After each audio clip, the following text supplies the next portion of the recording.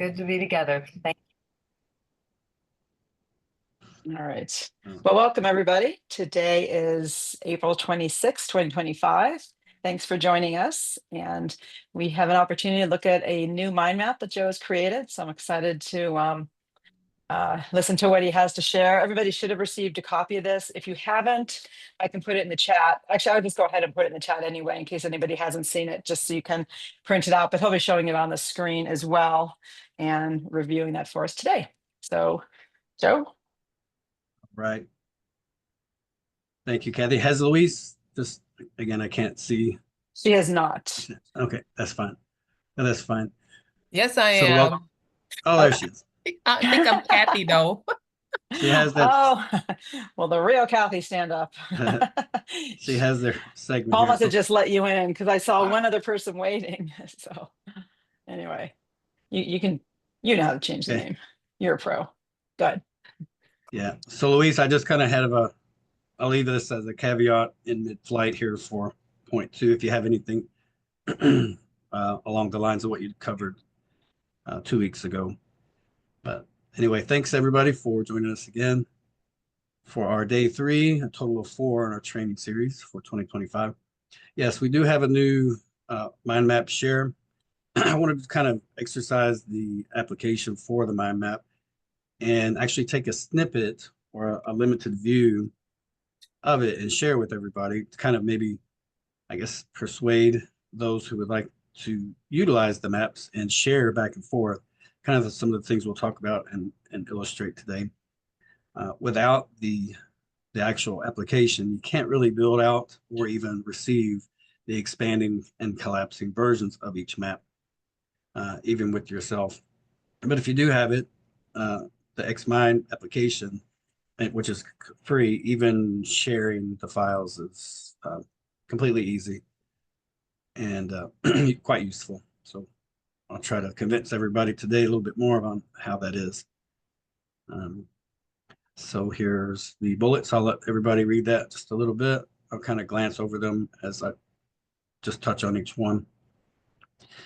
But yeah, it's going to be used, at least as far as I can help illustrate, for your militia commanders and in the relationship you will have as you toggle back and forth between the marshal at arms within the General Assembly and then your militia commander within its assembly militia subpillar. When we go into kind of the first iteration of Q&A after this slide, I'm going to ask everybody a little bit of where they are in their developments of their state assembly militia.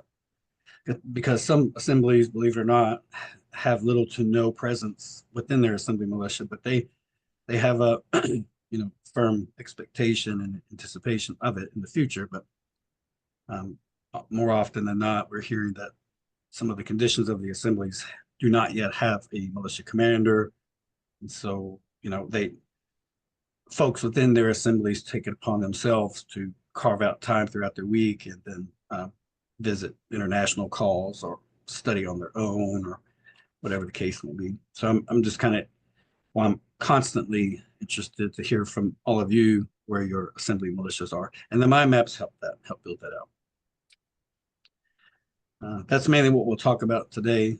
A third integration or mind map, and then talk about how to use it. This third one will be not more of just the where you find yourself in your assembly or the time management aspect, but more of some of the assemblies are where they are across, the 6 or 7 conditionings or states of conditioning. Most of the assemblies are. This will be along the lines of just a general kind of even balance of where some of the assemblies are.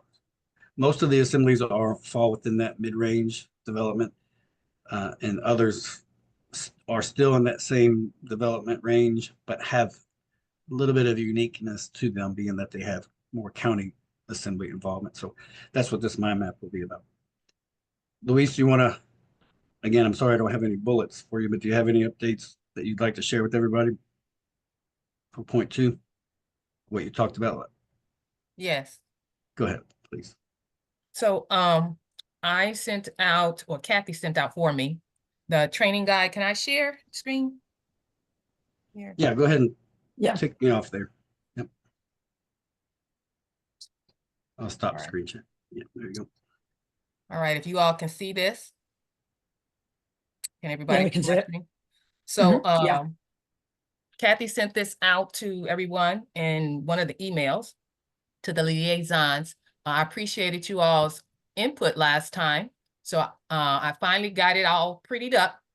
So I'm sent it out to see if you all had some more input into it. And I didn't receive anything back, but did you all have any inputs about wording or topics that you think that when you're speaking to the de facto, we should cover this particular information that should be highlighted here? What I was trying to do with this handout, or with this quote unquote training reference guide, I tried to condense down to the pertinent topics I think that the liaisons, commanders, county sheriffs should touch on when they go out to speak to them, as it relates to the Resurgence Project and what we're trying to do with the entire project ultimately, which is to get them to recognize who we are. And I wanted you all to be able to talk about the evidence of the fact of who we are, and that we have raised our peace flag, because we want them all to raise the peace flag. So I got that message in here. We want that billboard to say, correct your political status. We want to require them to assist us in getting that done, notifying the public of what they need to do. We need to educate them of the jurisdictions. So I got that in there. We want to tell them where it went wrong. That's why I put the Civil War history lesson in there. That's where everything went wrong. And that's how they actually became in control of the government of America. So I put that piece in there so that we can talk about how it went wrong and how we're going to correct that to put everything back into perspective. So those different elements are in there. This element here, I wanted to touch on because of the sovereign citizen thing. If we look at the sovereign citizen document, we will see that it has this image in that sovereign citizen document. And I even included the sovereign citizen document here at the end. I did have the question as to Joe, can we actually use their document in our document? I don't know. I think we should be able to. So I put it here as a talking point as well, because we know we need to dismantle that perspective of what the sovereign citizen is. But my approach to it is to let them have it. You can have sovereign citizen. I'm just going to point out to you who the sovereign citizen is. And that's why I got the arrow there. The sovereign citizen is your citizen. You are the sovereign citizen, not us. And it's plainly there in your document. So somebody is not being trained correctly. So let us assist you with helping you all to train yourselves on what you all are supposed to be recognizing. And I like the part in here where Boyd gave this part right here where it says why peacekeeping agencies must learn this. Misidentification of state nationals as sovereign citizens constitutes dereliction of duty. I like all this part right here that he wrote up. He kind of polished up for me. We need to educate them, train them about the jurisdictions. And I think it's as simple as this. When I put down in here, where is it at? Jurisdictional boundaries. I think it's as simple as this. When an American state national or state citizen is encountered, and if there is no corpus delicti or no crime suspected in progress, law enforcement agents are to release custody. Do not detain, do not interrogate. If there is a corpus delicti or a crime suspected, the law enforcement agent are to contact the proper land and soil jurisdictional authority on the county. That is my training for them. That's all my training for them. That's how simple I want to make it as far as my project goes. Once they show this card right here, which I put up there. When you talk to them, you can show them the card, tell them what it looks like and how to identify this card from. I want them to identify that card separate from this card right here.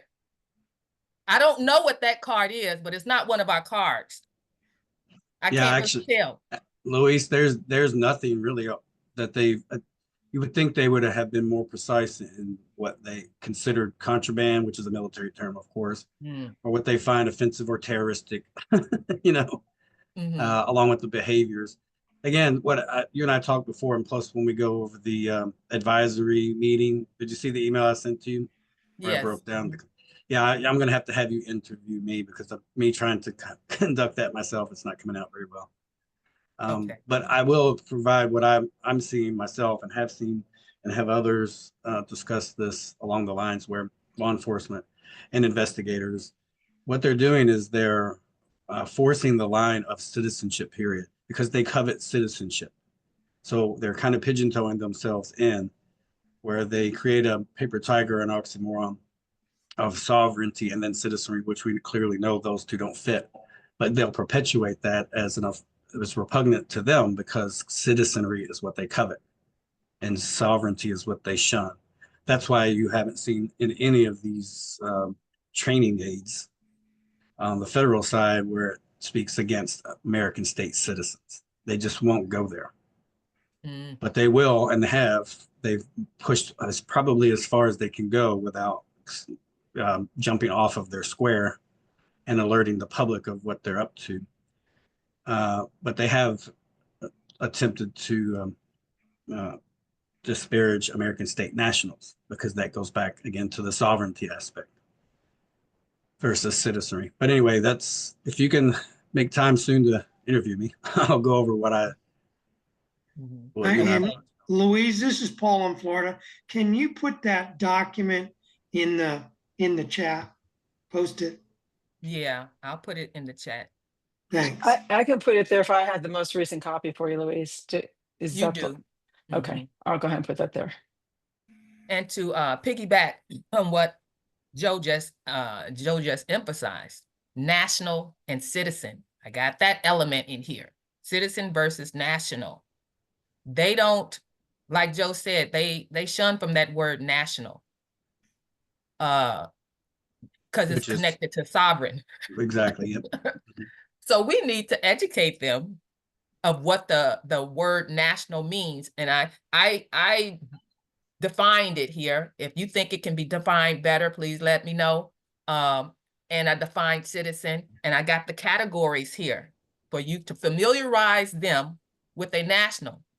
Now, they may not know that the U.S. has a national too. There is a U.S. national or United States national. And actually, all citizens are U.S. nationals, but not all U.S. nationals are U.S. citizens. Or so American. Or American. Or American, is that what you said? Yes. Yep. Yeah. They use limited dialogue here in their words because it's just apparent. It's becoming more and more apparent to me that they can only work with so many words. But then when they start volleying back and forth, you're kind of caught. And we're not trying. I'm sure Luis isn't trying to just kind of blanket these assertions as a definite need to know. The liaisons, all of you're really in a great opportunity because, as I was speaking with Vinny earlier, this is a super easy sell because, again, we're not trying to avoid controversy ourselves. We're not in any encroachment or trying to educate on the side of the road or even in the court setting.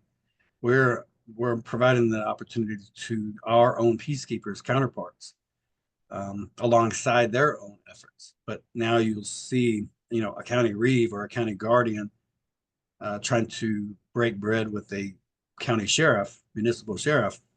It doesn't go so well because they seem to be on par or maybe a type of competitive edge, so to speak. But even that's not true because augmented law enforcement exists on almost every single county with the advent of the Pinkertons police force and sheriff's office. So shouldn't be all too uncommon even to have parallel or augmented law enforcement. But here as liaisons, especially when you're coming to when you have the opportunity to share information with and network with law enforcement and emergency services, it just comes quite easy for those who are able or growing more and more able to collaborate with these folks. Yeah.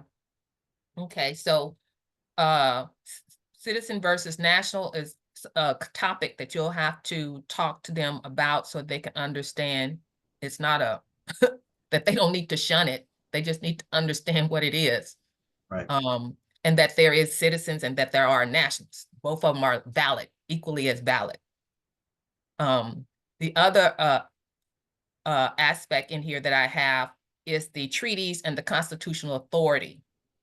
Taking the conversation back to the Declaration of Independence. That's when you get to start talking about who nationals are, when you're talking about the original contract. And then the Admiralty and the maritime jurisdictions, that there's a contract there too. They think the contract is those constitutions that was, those corporate constitutions that were made after the Civil War. That's what they think the Constitution is. But you're going to have to take them back to what the original Constitution was and is, and bring them up to date to this history lesson of when the Constitution was changed into a corporate constitution.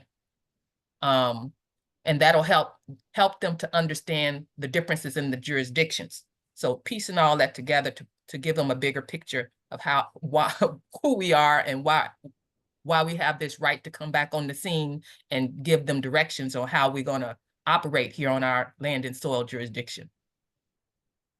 So the makeup of this is to put in all the little elements that need to be highlighted and have a conversation about and help them to understand it.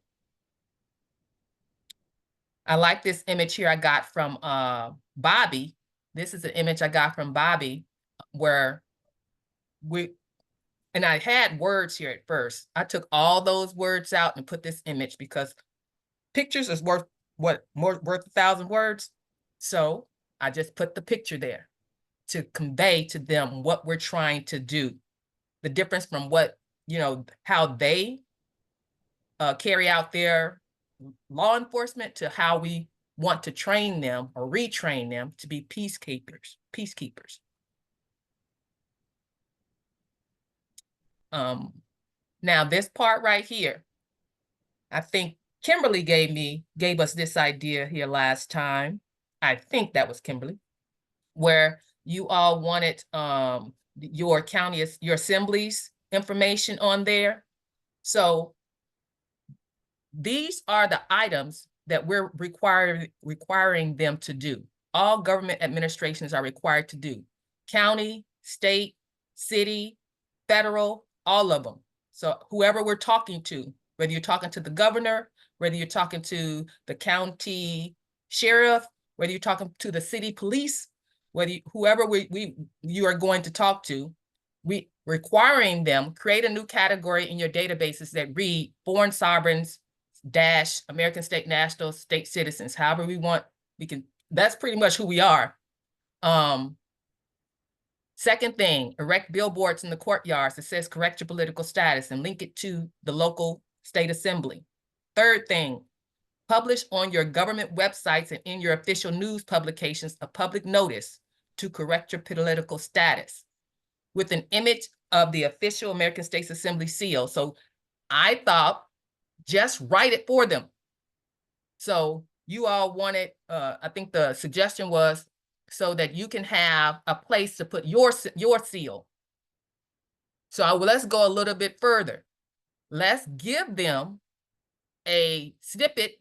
We can design it a little bit better, but I want them to just copy and paste this public notice into their newsletter, onto their whatever publications that they have. Public notice, correct your political status, then your seal goes there, your state seal goes there in the contact information. This is what we will give them to put into their documents. And as I'm thinking about this, it's like we need to give them the stuff and just say, do this. So copying and pasting this public notice with your state assembly's information is easy for them to do. Taking them a flag, a civil flag, and say, raise this on that pole and retire the military flag, is easier for them to do when we provide these things for them. If we can make a billboard and give it to them, let's make it easy for them to do. Let's make it and give it to them and say, okay, we can put it right there, you know? That type of thing. We did number 4. Now, number 4, when you talk about raising the civil peace flag, again, I connected it to, and I connected it to the Declaration of Flag, where we actually raised the civil peace flag, and the International Peace Proclamation and Grand Peace Treaty, where we declared peace on the land again. Have a conversation with them with that. Take the document with you to give to them so they can review it when you leave. This type of thing. Make it easier for them. The last thing I have is allocate space in every government building for an American government office. Location is subject to approval by the American Assembly governing that jurisdiction. You all said that, that you wanted to be subject to your approval. Yes, Mike? Yeah, the second link there goes to a couple of 3 articles. I'm wondering if there are PDF versions of those articles that we can get a hold of. The second link at the bottom, Yeah, at the bottom of the green area there. that federal record. We can try and get you mean just because it has a few things on that web page, but you can't print them off, I don't think. Right, that's what I'm trying to find out, if there's a way Yeah. to get printable documents that are referenced in that link. Yeah, I can find out, see if we can get printable documents. Thanks. Yeah. Because we want to make it easier. So yes, having it in hand and handing it to them would be great. And any other things we can think of that we have here that we're going to have to talk to them about. If we can get a hard copy and have it for them so they can look at it when you all leave. Because you're gonna have to have a follow-up. You're gonna have to have at least 2 or 3 meetings with them. Yes, David? What about something that proves that James Clinton Belcher is the hereditary head of state? Because I noticed that's being mentioned a couple times in the document as well. And to them, that would be kind of presumptive if we didn't have something historical or official to prove that's the case, I would think.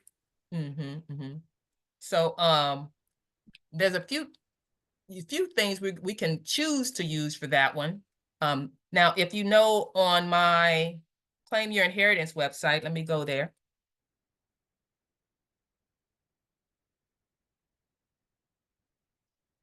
So on the claimyourinheritance.info website, this is the website that I'm using for the Resurgence Project. Don't know yet, that's what it is. Here on, let's see, highest, here where it says highest office in America, James Clinton Belcher.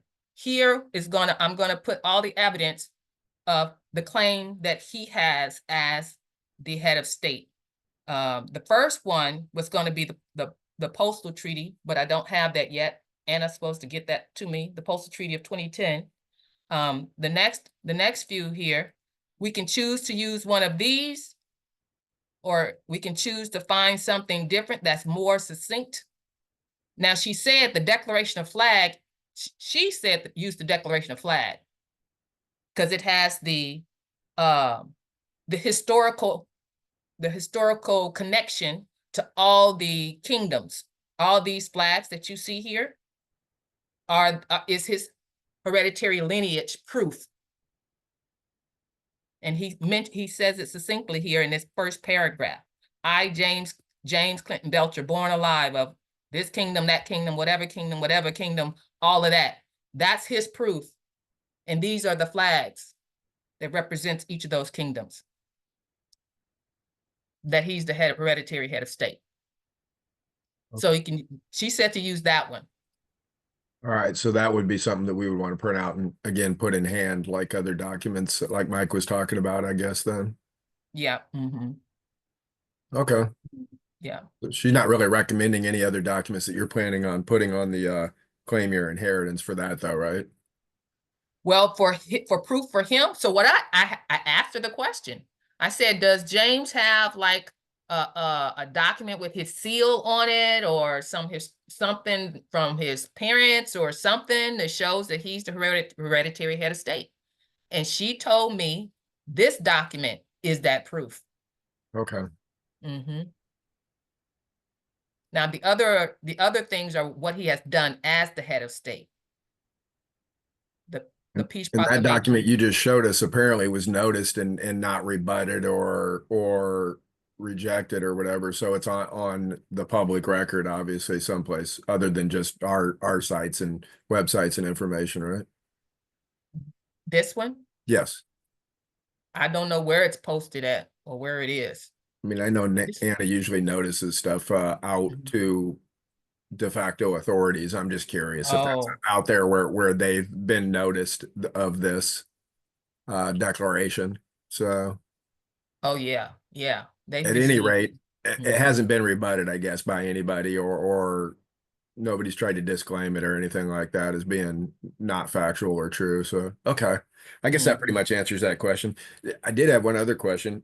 On your document there, the other document we were discussing under jurisdictional boundaries, where you were talking Oh. about if there was a corpus delicti or whether there was or wasn't. Yeah, right there.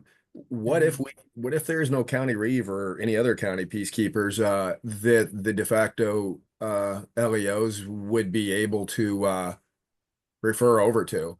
I mean, aren't they going to just basically have to assume then that they're going to try to try us under their jurisdiction if there's no peacekeepers in our jurisdiction to refer them to? So the county sheriff would be the superior authority on that county. Now, and Joe, you have to correct me, but if that county sheriff isn't there, then it goes in next in line. Would it be the continental marshals?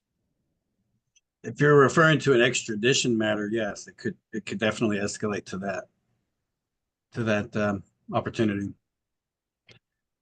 Yeah, because my question was mainly around there to contact the proper land and soil jurisdiction authority. And if we didn't have one, which I'm sure a lot of states don't yet, what would they do? I mean, because I mean, if they suspected us of some kind of a crime, well, everything's commercial over and they're on their side and everything's a crime, so they could suspect us all day long. But if they didn't have anybody to contact on our land and soil jurisdictional authority, and I don't know if this question's even appropriate at this time, but just seeing that that's in that document, if there was nobody we could say, yeah, you need to contact so and so, what would we do in a situation like that, or is it even pertinent? I'm not sure. It's pertinent. Who do they contact?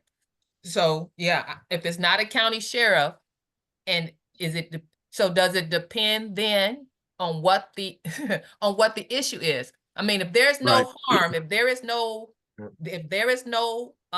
body, no dead body, then the issue has to be only contractual. Yeah. And if that person that they're talking to, that they're trying to charge with something, don't have a contract with them, then and they're trying to make them have a contract with them, and I'm assuming this is a national, they're trying to make them have a contract with them, then that national is now involved in human trafficking. Now Right. in that's my where the mind, it Continental would be a situation where the continental marshals should step in if the Right. county sheriff's is not there.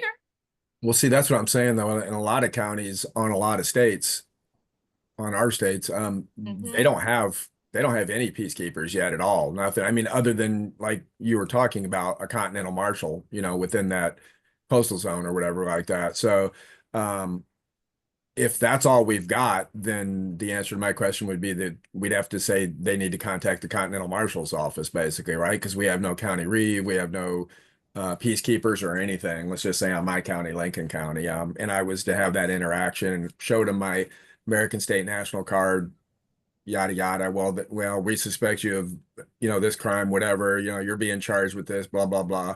I would have to tell them to contact the Continental Marshal's office in my case, then, because there's no other peacekeepers, correct? With that, so I need Joe to chime in here. Yeah, Is that, am I doing this correctly?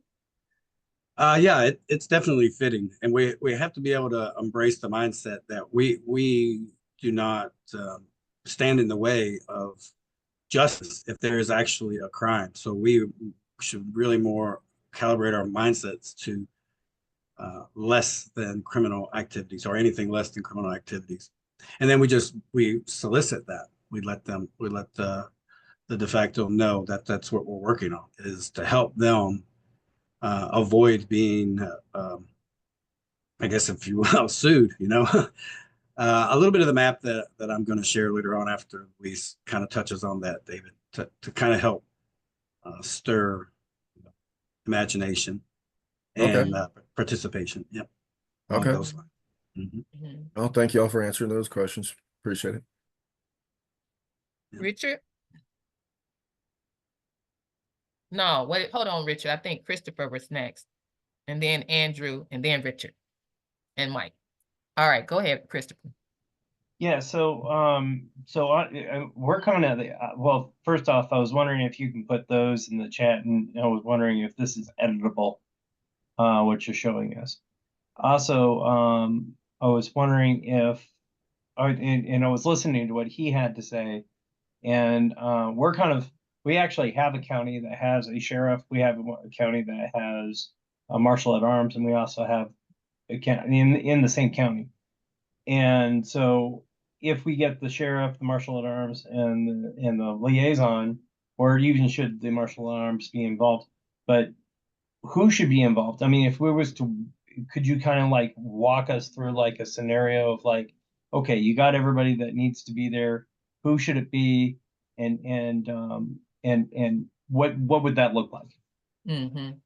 So the initial conversations from the Resurgence Project, how I developed it, the first handshake is with the liaison, the militia commander. I think it's the liaison and the militia commander are the two people that goes to talk, have this initial conversation with this reference guide, with the documents, with the flag, with all of that. At least I think Christopher's talking about at the local level, each county level. Yeah. That wouldn't be possible for a militia advisor to provide that physically. So at the count, because they're on the state.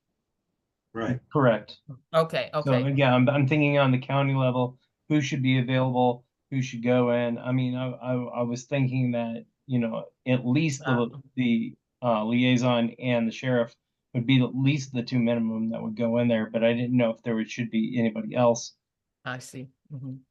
And what would that look like? And if we, have some resistance, and we consistently have that resistance, how should we handle it?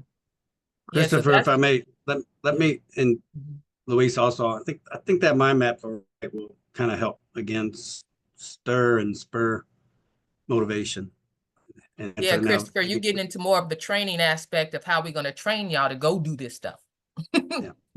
So let's put that on the discussion with what Joe is going to go through. Okay, I apologize. I was just, maybe I'm getting ahead of myself, and I apologize. Mm-hmm. But yeah, so at least can you put those in the chat? I would really appreciate it. This document is in the chat, if that's what you're referring to. The one that she's looking at? Right, and we're looking at in the declaration. The flag. All right. Yeah, that's okay. Go ahead. All right. Yeah, so any of the documents and stuff, you'll have a little packet. So you'll have everything you need before, or whoever it is, before you go there. So we'll be going through all the scenarios, training scenarios on how to talk to them, and what to take and all that, and how to answer back with the rebuttals and all that, those types of conversations. Yeah, we'll have to we'll be going through all of that too. Hey, Luis, let me, if I'm able, if I write about 15 or 20 after, I'll take over the last leg of the meeting. Okay. Hopefully to help answer some of the questions that even coming up now. But if you Okay. want to call on those hands, go ahead. All right, Andrew. Yeah, Louise, I was gonna say, if a county doesn't have a sheriff, the county people can ask the state coroner for help. He would take over the position as sheriff temporarily. Mhm. Mhm. So that would be an option for everybody if they have a state coroner. I yield.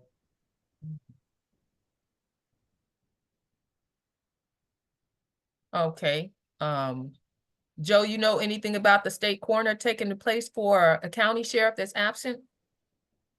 Yes, it's doable, but now you're talking about, trying to coordinate those meeting encounters. This is how how pivotal it is to have local flexibility of everything. Yeah, So on your anybody here county. working on their counties, Mhm. you're definitely Mhm. you're definitely where you need to be. Yeah, because And that yeah, state coroner would have to be living there on the county because otherwise they'd have to travel to get there. Mhm. Okay, you know Richard. what? Yeah. Oh, okay, Richard. Thank you. Yeah, I just wanted to say if there was a situation where law enforcement agency had to contact the proper person to extend jurisdiction or hand over jurisdiction, and there's nobody on the land and soil jurisdiction side, couldn't they supposedly be able to contact their county sheriffs who have they're supposed to be upholding the land and soil jurisdiction anyway? So that way, if you have no acting person in our list of offered, hold on, I've got that open. If you don't have anybody under the jurisdiction enforcement officers, right, under the land and soil, they should be able to contact the county sheriff who is supposed to uphold the land and soil jurisdiction as situations apply. Again, they may not be reciprocal to that enforcement. I yield. May I? Really quick. Tim Lee had an interesting comment too in the thread of this. Down there he posted, we need a consular general. After Mike's comment, I'm wondering if somebody could comment on that. Counselor General. Okay, let's have Mike and then we'll go with that. Okay, hopefully I'm not digressing, but I wanted to make a point that on the second link in the all government administrations are required to, that is a website. The first link is actually, and that's in the chat as I understand it now. That first link takes you to that flags document, which is 28 pages long. And there were some questions about jurisdiction and kind of announcements and proclamations. I think most of that is contained within that document. So if it's printed out and made available to people we're meeting with, that at least gets some of it in front of these folks we're trying to convince as to what our jurisdiction is. So that seems to be a pretty complete document. I just read through most of it. And I yield. Thank you. All right, you're talking about the declaration of flag, this one? Yep, the flags Okay. document, right? Okay. It's 28 pages long. It's got a whole ton of addenda, and if you scroll way down, you'll see there's like Yeah, on it's and on and on and on it goes as to what the jurisdiction is, what the rationale is, and how all this came together. It's something to study. I think it'd probably be helpful to at least have some of this, off the top of your head when you're talking to de facto officials. mhm. Okay. So Andrew? Yeah, Louise, I was gonna say, when I go out, I usually give them one of Anna's indemnity bonds. They look at that and it's real. They can look it up. They get it. It's really interesting the way they act when they see that stuff that is filed, with the governments and everything. So I don't know if that's something you would like, incorporate with your packet or whatever, but it's worked wonders for me. Okay. Letting them know at least as peacekeepers, we are indemnified, That's interesting. Yeah. Talk more about that. So Joe, you want to take over and maybe start with that, someone that had that that suggestion about a counselor general, which I don't even know what that is. Consular General, yeah. CMS is trying to build sort of a relationship with the consulars as well. I don't know how far they have gotten with that, but they did kind of break ground on that about a year and a half ago. So we definitely need to find out where they are with that relationship. Mhm. Kimberly, go ahead. I'll transition into my Oh, slides. let me mention, I'm sorry, Joe, let me mention this follow-up before I let you have the screen share. On the 1776 Union platform, I did complete the training modules for this one here, the training modules for the state assemblies. I was going to do 2 training modules 1 through 4 and training modules 5 to 8. 5 to 8 is completed and uploaded, so you can let your assemblies know that they can come and finish watching the training modules. They're completed now. And what those training modules are is to give the assemblies a overall picture of how they are going to execute the resurgence project. So that's what those training modules were for. So they can go and take a look at that. I created a whole playlist just for the execution of the project. So everything in this playlist, they can come and take a look at. And also the other part that was here is the advisory videos. The advisory videos were created to give them some insight from different people who had years of experience in different topics that are relevant to the Resurgence Project. So those 2 things, you can let your assemblies know that they can come to our 1776 Union platform and watch the training modules and the advisory videos. All right, I yield, Jim. Yeah, Luis, that's what I was touching on earlier. Go ahead and schedule me for an advisory video. Okay. Yeah, it just wasn't cutting it for me to interview myself.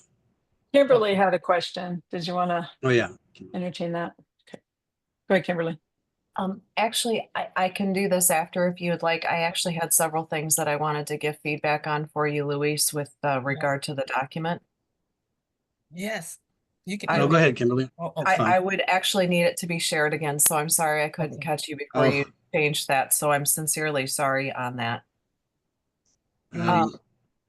As you all transition, I'll begin to share some of what it was. In the very beginning, in the title, at the very top, it was when you were talking about the American citizens. I think that we would be well served to also add national there, because I think that it is a bit confusing. We're going to have more nationals really than we are going to have citizens. So Yes. it may be something that we want to include both or give a slash or something to make it identifiable both ways. So that would be my advice for that. I also would make the recommendation that we go to something that has 4 pages. 3 pages makes it very difficult to print, and it makes it very difficult to offer to somebody. If we have 4 pages, we can actually print on an 11 by 17 and fold it in half. And it's more of a newsletter style, and I believe would print a little bit better for us and style and professionally hand out a little bit better. So to that point, I would also say that it would be great if we could have full bleeds. So if we could make it that these go to the edges of the paper so that we could have a version that if we did want to take it to have it professionally printed for ourselves, it wouldn't just shrink down with inch margins on the side and make it, it would make it a little bit bigger and easier to read, especially for those of us that, would like to have bigger reading as we get older. So I would recommend that we would do something and have a version available for that. On the 4th page, I would recommend that we could add things that are a little bit simpler for the mind. I have found that some of the education and the interactions I've already had, it was helpful to start more at some of the basics that might be comprehensible to a man or a woman. And what I mean by that is this: the birth certificate fraud and how the trafficking began is something that can be helpful, and along with the styling of words. So again, that would help us to introduce the idea of the straw man if that is not already comprehended by men and women. And we do run into some that are not aware of this. So I think some of that basic education, if you're dealing with somebody that is even less aware of what may be going on, this is all lovely, but it's also a little bit advanced. And so I think that some of the more basic could be helpful, and showing some things with the birth certificate fraud and the styling could be helpful. I'm also going to show this. This is certainly by no means anything that anyone have to do, but it's a way to introduce men and women to jurisdictions. So I'm not sure if that's coming in or not, but it is introducing men and women to the idea that the word law is an acronym, or laws. So land and soil, air and water jurisdiction, with the S that makes it soil jurisdiction. So it would be a quick way to educate men and women that that was also something that has always been right in front of our faces. So again, some of the more elementary and simple things that as they're approaching the document, maybe it would be a little easier to come into. So I thought that that could help us to maybe add that fourth page. I'm sure others could add a few other things, but that fourth page I think would help with printing.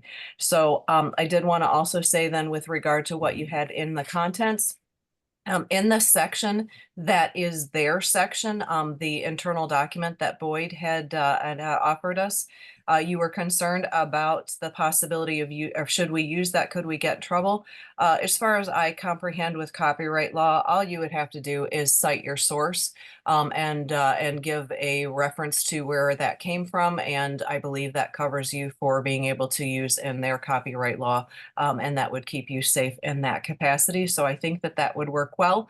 I would also say that it's very difficult to read and see those icons or those images, that if there was any ability to build them, make them even just a little bit bigger, I think it might be something that could be helpful to discern what they are, because I couldn't tell what they were until somebody kind of went through and said, oh, it's a thumbprint and a 2-cent stamp. I couldn't tell what they were. So maybe a little more size might serve those of us, again, who are aging and have eyes that need a little assistance in the game. So those would be two things. And then in the IDs, when they show the ID, I know a lot of men and women have not yet updated their IDs, and I'm wondering maybe if we wouldn't be well served to show both versions of our IDs in the event that they encountered one that was an old ID, that man or woman would not have it held against them, that it wasn't the one that was shown on this document, that we could, somehow maybe let them know that we've been updating this to meet them halfway, or whatever we would want to say, but it might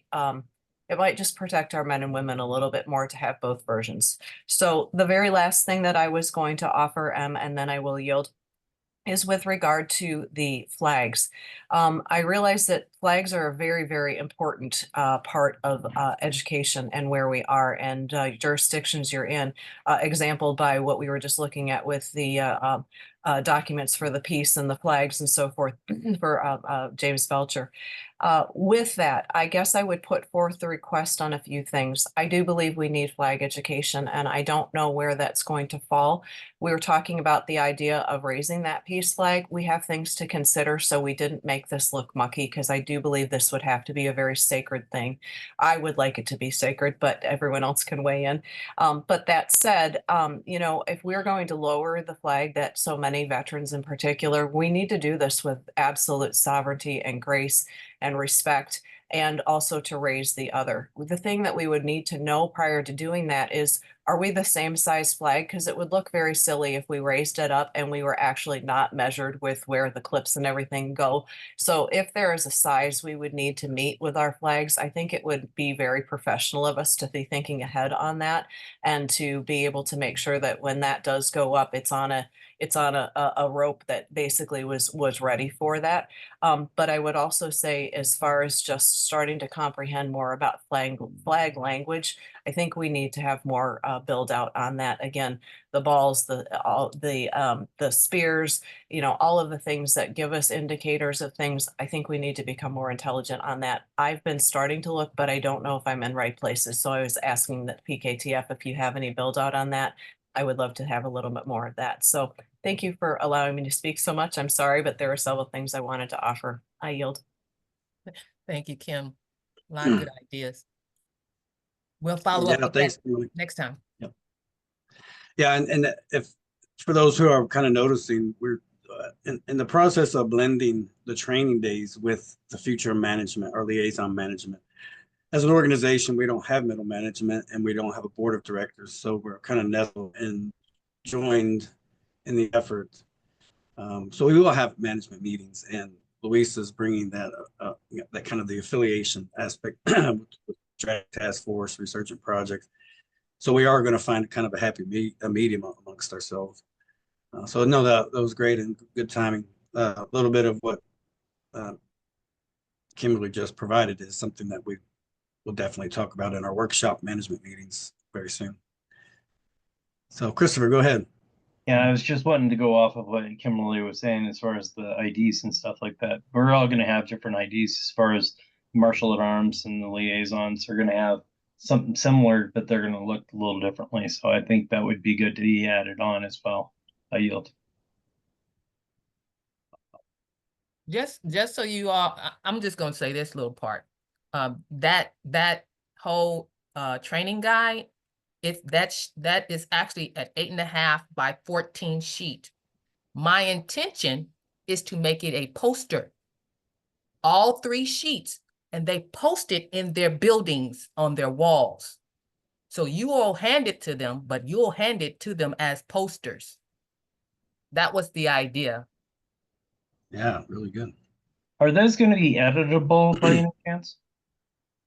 Nope. Well, when we finish with it to make it official, it won't be editable. Because we would have to change the state logo and or state seal and stuff like that. Oh, yeah. You'll be able to put in your own customized logo. Yeah. Mm-hmm. Mm-hmm. I yield. Really? Go ahead. Luis, I love your idea of doing the poster. I would still encourage that we keep it in a newsletter, possibility of formatting as well. Again, man or woman can take that home and study it. And I think that can also go to a lot of men and women as opposed to just hanging on the wall. So I would love to see it built out in both directions if that were possible. Thank you. I yield. Yeah, I'll work on it, Kim. Thank you. All right. Thanks, everybody. And thanks for the kind of sharing a little bit of what the transition in these meetings actually look like. So that's really good. So let me just go ahead. I'll just try to breeze through portions of this. And they are relative. And some of the folks we have a county guardian and I believe a marshal at arms with us tonight. And, you know, all are welcomed if we can fit in the time. That does add a little bit of complexity to the training, but it also provides some building out some of those contours. And then with the integration of the mind maps and then being able to share them and use them in presentations, interactive presentations, it's all well and good. Going on to the part of the county guardians, and Sheriff Andrew is here to help with, I don't want to put you on the spot, Andrew, but Boyd's not here. Can you maybe, if you're still here, can you give us an update on what you know and what we're aware of regarding the association, digital association, similar to the National Sheriff's Association, I guess? Yeah, eventually. We're working on that right now. You know, me and Adam and the rest of the sheriffs on Ohio, we're putting our thoughts together. You know, we got basic structure, but we really want to get it fine-tuned. But we do have this idea that we haven't put it out there yet, so this is a little jumping ahead, but we were thinking about going, this association in our postal district, so that whenever we start like online presence, we'll be the sheriff's peacekeeping or the Peacekeeping Sheriff's Association, Postal Area 4. Oh, but we thought that maybe we can get the rest of this country in whatever postal area you are to start the same thing. Peacekeeping Sheriff's Association, just in another district, so it'll all have the same name so that there's not all these different names, and it gets confusing, where we can all have the same online presence, same name, just the change of the postal area district. And then, certain times that all districts will get together and discuss and go over education and, you know, what we're doing Yeah. and what we're trying to move forward with. But yeah, we're working on it, and hopefully we get a lot more done here in the next couple weeks. Awesome. Yep. And that'll be eventually will be shared on the new site and supported on other platforms such as CloudNet or Element through Matrix platform. All of this is part of the updates regarding what Sheriff Andrew just provided. So that's along this line. So that's good. Thank you, Andrew. And now as far as updated tutorials, this is kind of a month out, but now we finally have at least one. And again, this is for the, again, I never can reiterate this enough. These are for you as liaisons. These are for everyone. But just even with time permitting or time not permitting, time limited, you as liaisons can bring this as content or discussion items back to your assembly, even if it's just pointing them in that direction. And in this case, as far as the tutorials go, and the tutorials are dedicated to being familiarized or allowing people to be more easily familiarized with what the site is, where its inception, where the changes to justify some of the changes, variations that take place on the site, along with future changes. It is quite vast, but the site is cyclical. There's more than one way around the site, and it navigates. As this tutorial mentions, there's no dead end part of the site, although there are areas where there are no content, and that's not good. That's why we need a site engineer in the future to join us to basically continuously crawl the site and remind us of where dead our content does not exist or does not exist enough. So that's another portion, and that will be discussed along the tutorials. So right now, if you go to the UGE platform, accessing the link tree, you'll find it. And early as today, that hour and 7-minute tutorial is there, and it discusses from top to bottom the purpose of the header and footer, the layout of the header and footer, and all of the contents on the homepage. So you can go there, and if you don't have time, or if you do once and would like to point others in the direction to learn more about the tutorials and that tutorial, just point them there, and before you know it, most people will be semi-subject matter experts in the layout of the site. Now we got a lot of Q&A out of the way.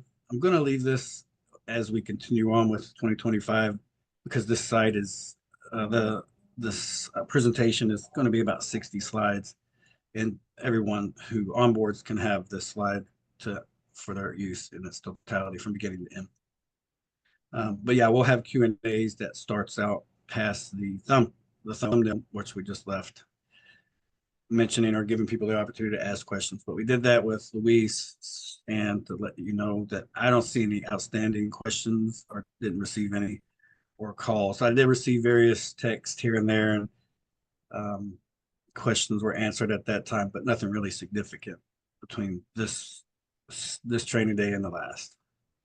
But if you do have questions, we do expect them to be coming from, of course, yourselves as liaisons, or in your absence, your marshal at arms or your militia commander.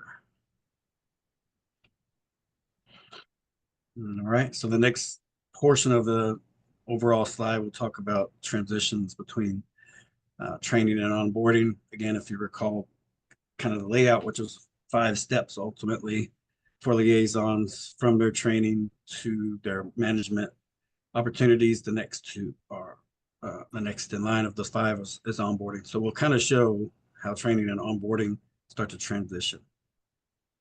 The training reference guide, this is something that Luis has been asking, not just from liaisons, but from anybody else willing to share their perspective and their experience and their journey as going from purposely dedicated 14th Amendment corporate subjects, or by default being and maintaining that civil status. And so I'll be having that interview with her soon.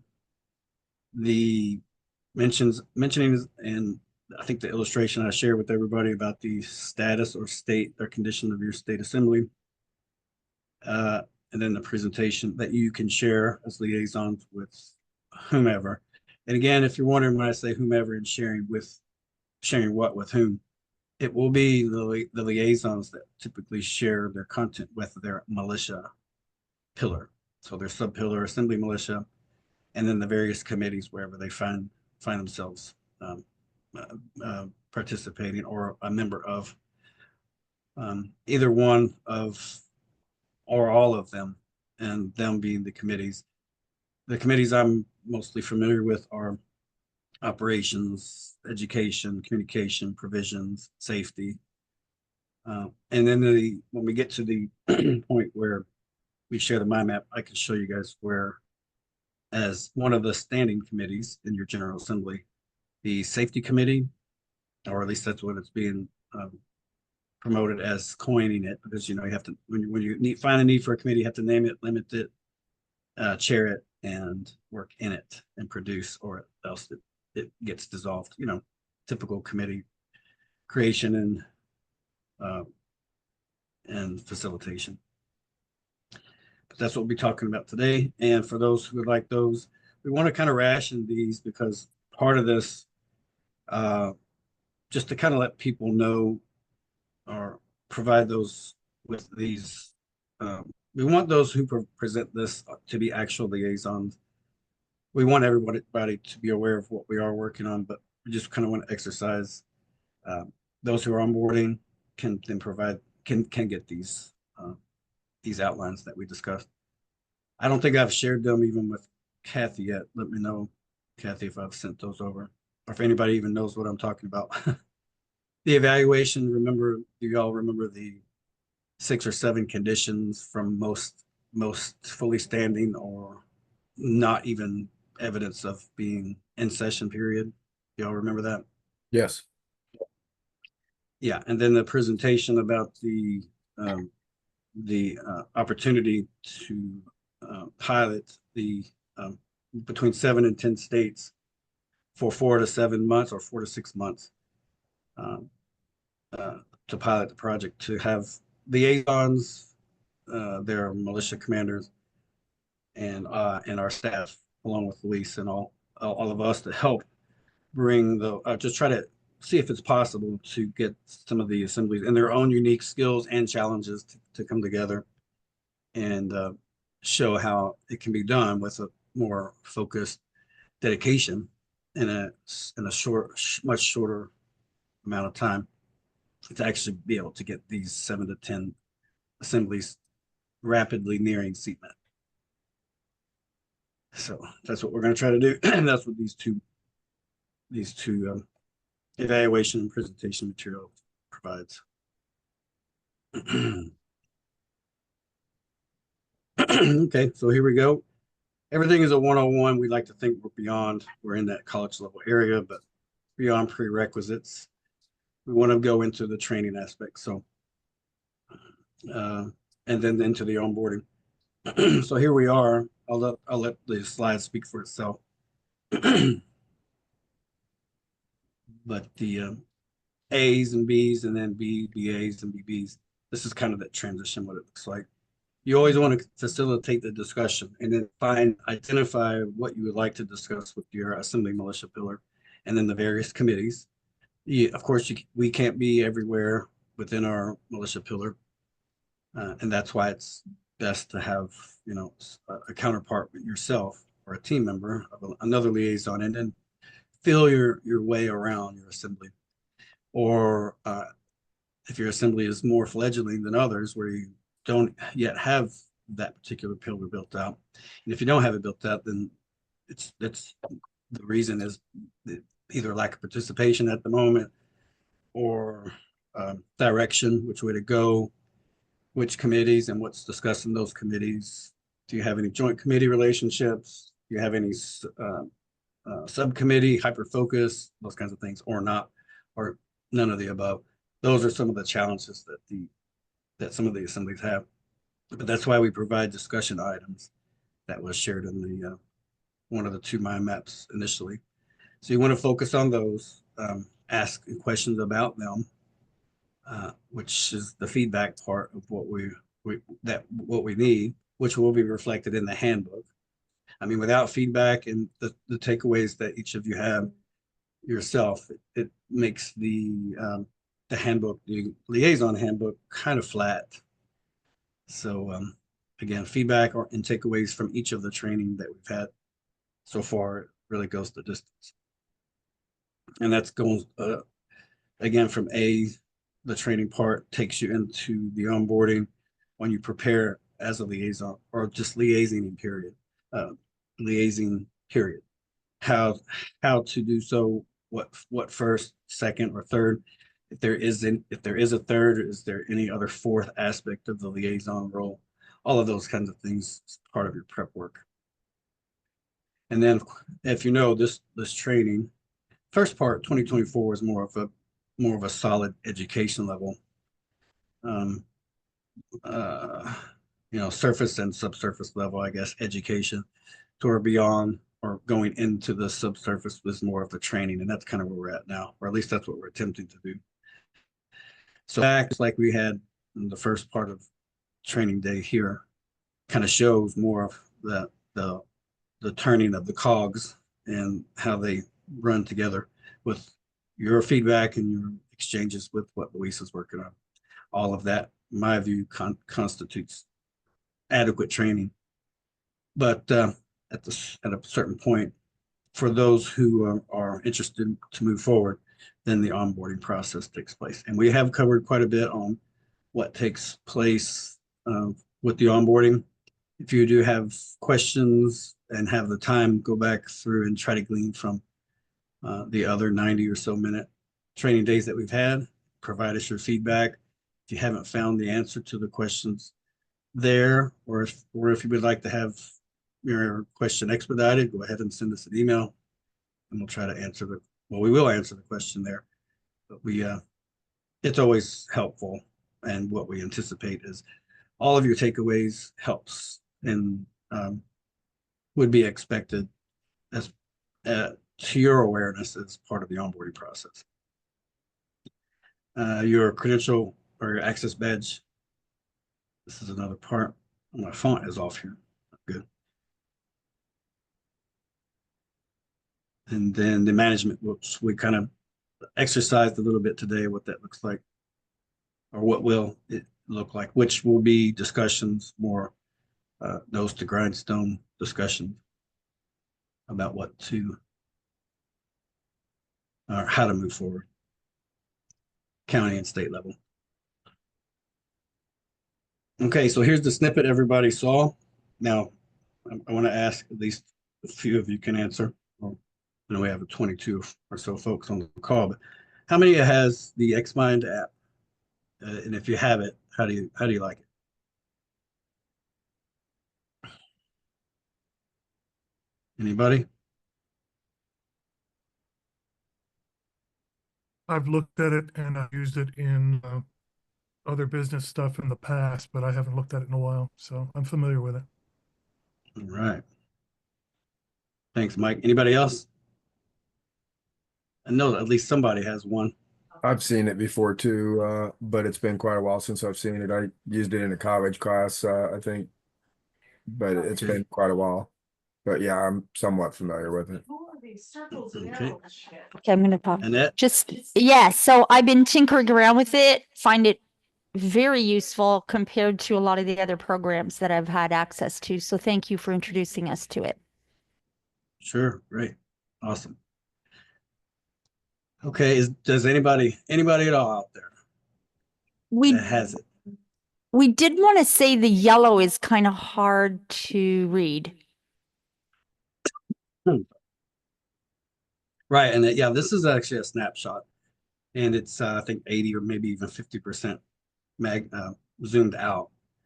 What I'm going to do, the reason why I kind of want to just kind of illustrate to everyone, you can share snippets and even whole files, but they are limited in what you can do or what you can see. So what I'm going to do without further ado is go into the map itself and build it out. Here in the General Assembly, you'll see where we build out, and you'll see everything very clearly, all of the color configurations.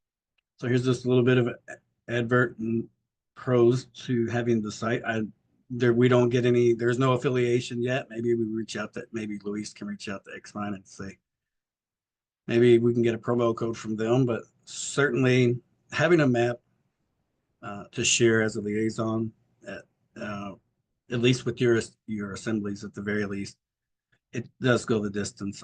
I've used it in other venues, and it's almost without it, you know, projects really can't go very far easily without good illustration. So that's what I'll do. And this is what you'll see after I screen off into the actual file here. This is kind of what it looks like on the desktop version. You can use it in a tablet and even in handheld version, and it's just as easy, believe it or not.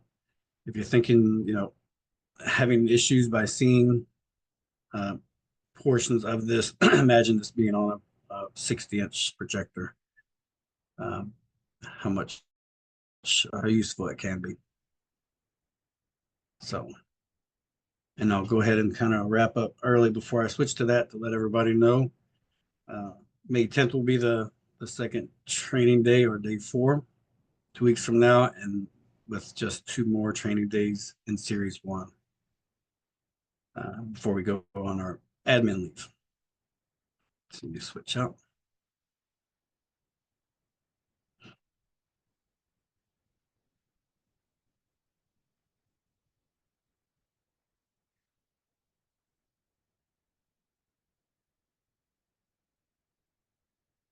Let me know when you, I did switch my screen. Let me see if you can see that.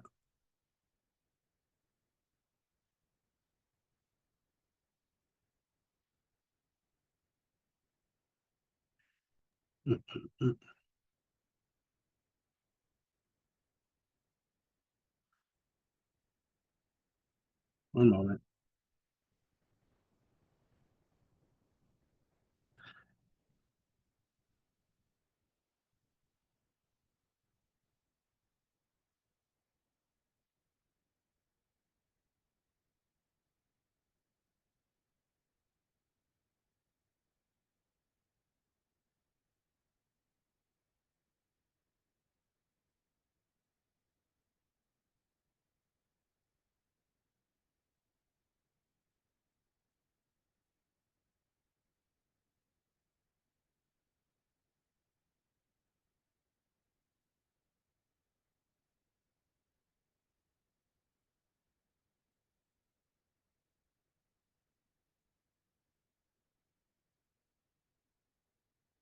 Oh no.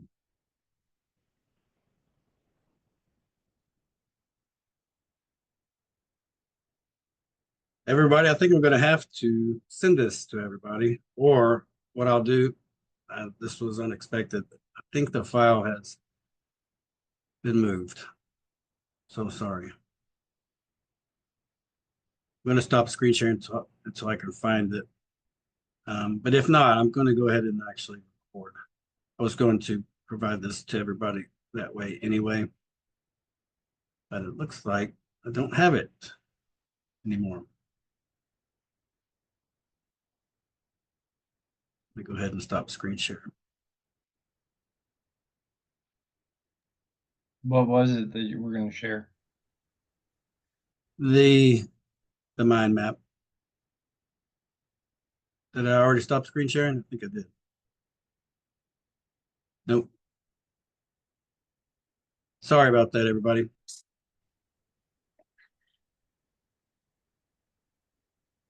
We can open up. Let's go ahead and open up for final questions. I think I probably would have needed more than 15 minutes anyway to share. Not to worry, not to worry.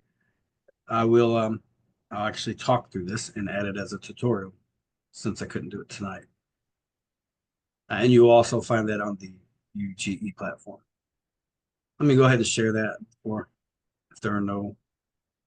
Oh, Annette, go ahead. I'll show the. Okay.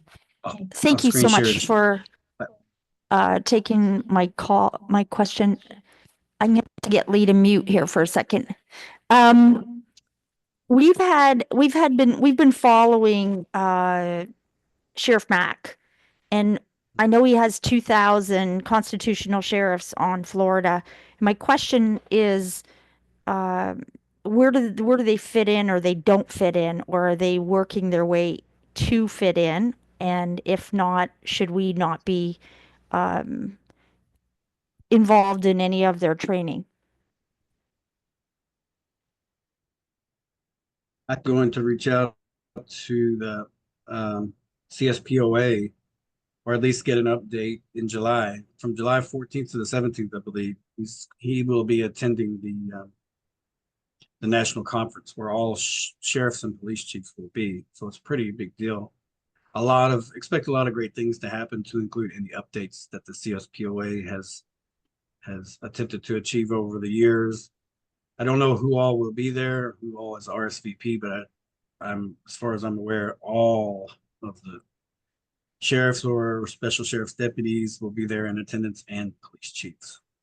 And Boyd will be providing many, many hours of training Okay. as part of that. So then that is a positive thing. It's not that we have to avoid or not have anything to do with them. Oh, no. CSPOA is a private outreach effort. So, I mean, there's an opportunity, but I think Sheriff Mack really only speaks directly with sheriffs. I don't know the program itself.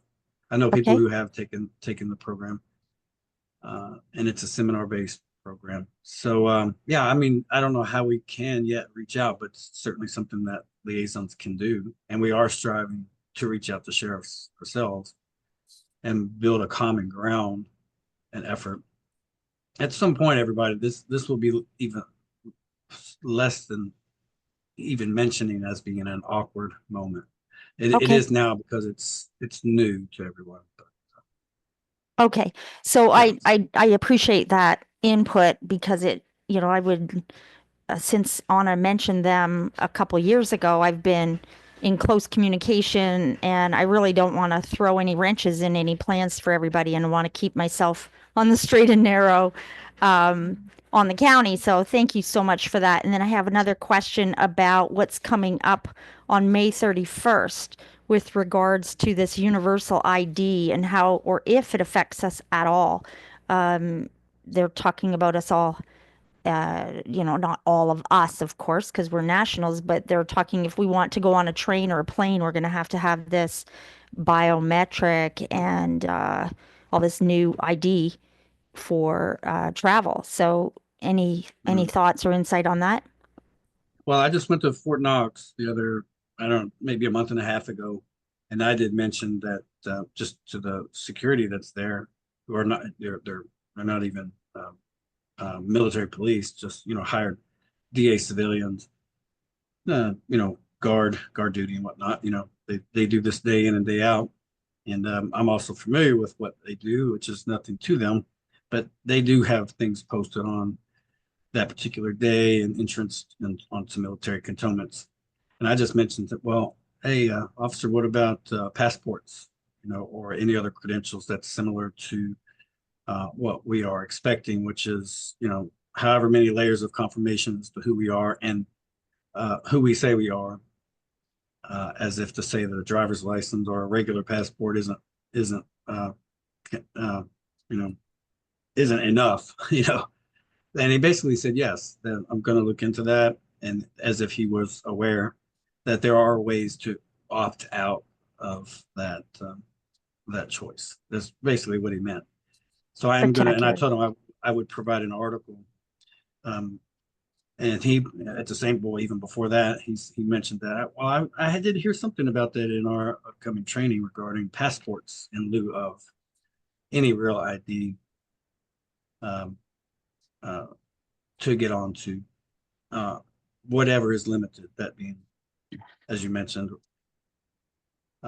flights and trains and military bases and whatnot.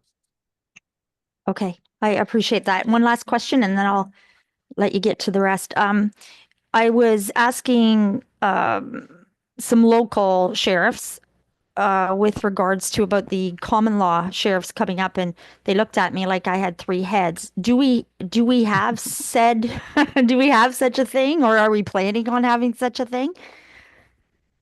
What was that again, Annette? The last have The what? common law sheriffs. They looked at me like I had three heads, that we were supposedly having common law sheriffs, and they said, "Well, we don't know what that is." So maybe if I'm just, I don't want to sound stupid. I need to have, if I could, Well, an and who answer did for you that. ask?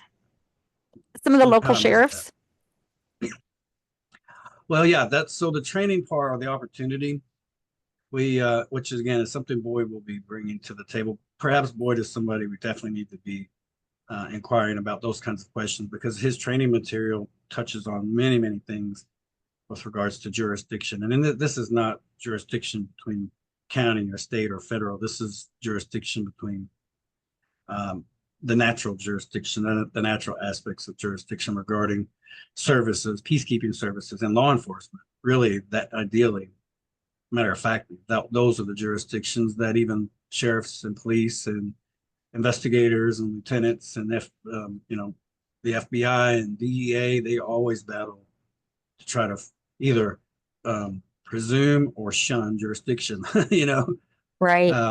So that is part of their everyday grind. It's just not, let's not let someone's perceived naivety or ignorance fool you. I mean, when I hear you say that those whoever you were talking with, law enforcement had no idea. How can you have no idea?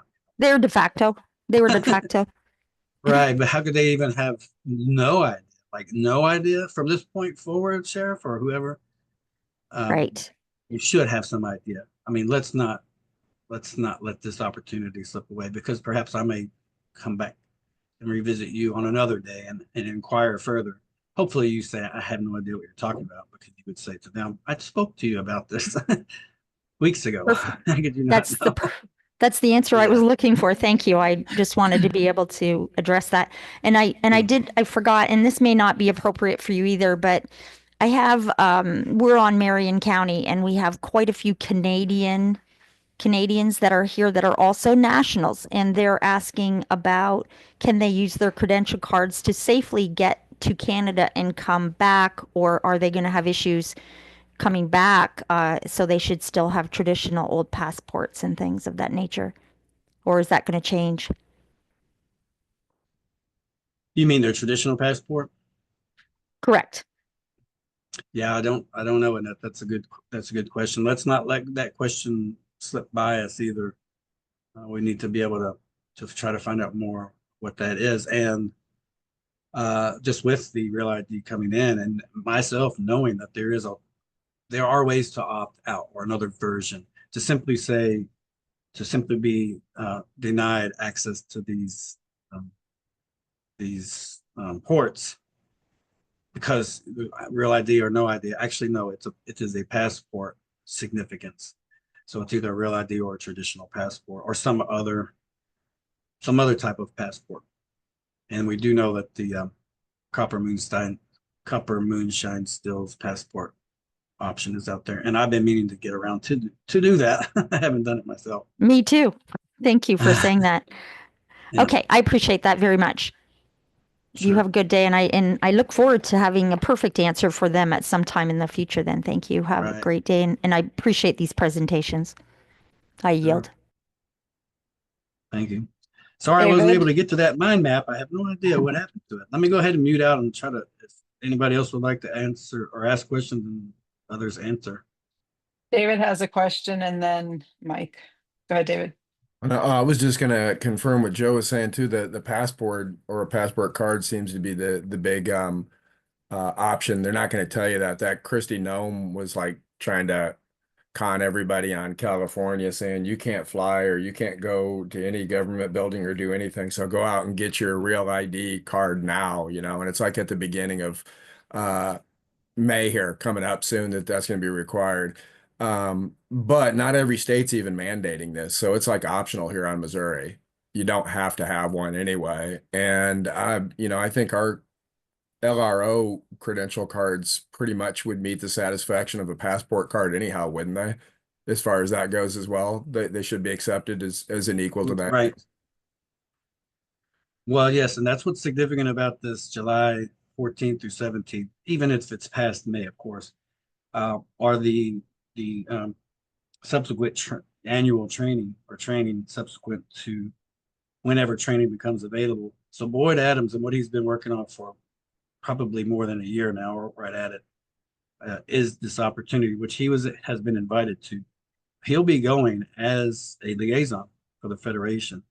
We've worked on the precision and the redundancy and the potency of the Common Access Badge, which all of you will have, and what that actually means to law enforcement. So the National Criminal Information Center database, just as an example, will recognize those access credentials or identification, which are layered. There's redundant identification credentials. It's probably the best that the Federation of States has at the moment, which also protects your credentials, which also your credential cards, your status correction. It insulates the apprehension of your cards, your credential cards, and as a liaison or all credential cards, even for those who do not have a CAB. The work that Boyd will be providing will allow the NCIC database to recognize our credential cards as existing. That's what I mean. So in the future, law enforcement, when they go back to their cruisers, which they probably still use Leap or LexisNexis as part of their database when they access to try to confirm who is who and, whatever the case may be for a routine traffic stop. But yes, NCIC is most definitely used most commonly. And Joe, and in the future, anybody having a can I ask you a quick question about that one, the NCIC? Sorry. Because I'd ask a lot of people on our assembly and I can't get an answer on this, but is that just the LRO credential card without the CAB on it for liaisons as well that they would tie that back into, or is it only for liaisons, our common access badge? That's a good question. No, so everybody here should be will as part of the onboarding process, we will be able to know satisfactory that you have been status corrected with or without a credential card. It's really not, it's definitely useful for that because of the publication. We're trying to work past those who do not yet have a credential card. Credential card really makes it better. But the access badge itself, anybody who scans that card, and it's the card holder, is confirmed through law enforcement as being a liaison and status corrected and a liaison. What we're hoping for is to just nurture that process and make it a standard process from that point forward, that anybody holding a credential card, not an access badge as a liaison, but just the fact that what substantiates the common access badge are the credentials behind it. So in the future, anybody getting pulled over and provide them their credentials, they go into NCIC database and it will be confirmed. The NCIC database is not just confirming the CAB, the common access badge. That's just an additional layer as a liaison. Does that make sense? Yeah, because I had heard that was already in the working and it was just speculation. I wanted to find out from somebody authoritative whether or not anybody's existing LRO card on any of the states actually provided that. But you're saying that's a work in progress. That's the end goal, obviously. Okay. Right. Fantastic. Yep. And NCIC, from what I gather, is the database. Yes. Yep. The one. Yep. Yeah. Okay, Mike. We can go a little bit over since we started a few minutes past 7:30. Everybody's all right. Just a couple of quick comments. I'm not going to take very much time. First off, the CSPOA is the Sheriff Mac thing. That is a training program going across the county or across the country. Not all sheriffs, not all law enforcement are familiar with it. That's true. I mean, I'm sure they've heard about it peripherally, but there's a more kind of organized activity going on with regard to that. And I think it started years ago with Sheriff Arapaho in Arizona as well. There's several kind of leading law enforcement people that are pushing that training particularly for sheriffs. So that's coming, and it's kind of like the work we're doing with the PKTF and getting them aware of what other kind of obligations they hold under the Constitution and common law. Second, I talked to Boyd a while ago. He's looking at getting the NCI access to that database. Right. And I think he's pretty close to having that. So that may be something that moves us forward a bit along those lines as well. And then the last thing, as far as the real ID card, I was out of the country for about 15 years. When I came back in 21, I got a driver's license when I first got here, and they wanted my passport, and they used my passport to validate my real ID. So I have a real ID. I've had it for years, never thought about it otherwise. Nevada, got going on it very quickly. So most of the new driver's licenses are all real ID. They all link back to citizenship, either through your passport, which typically you need to submit a birth certificate. Our LRO credential cards also need a birth certificate to show, to fill in all the blanks on getting that credential card, which I have. So I don't see anything biometric at all in the real ID. I think it's just a matter of citizenship check. And I can't imagine any reason why. I mean, I can use my passport to leave the country, get on an airplane. I should be able to use my passport in any other, way, even though I have a real ID card. So just throwing that stuff out in case it makes sense to Yeah, and it's just a slippery slope. It's kind of obvious what they're trying to go for by limiting expedited travel without it, but then not telling folks that you can actually opt by using other credentials that are more secure. Right, exactly. And I think it probably is, it's focused around the illegal alien thing and, a lot of other stuff with voting. And I think there's a lot. As a matter of convenience. What's that? As a matter of convenience, their Correct. convenience. Sure. Right. All right, I yield. Thanks. Okay, Tim?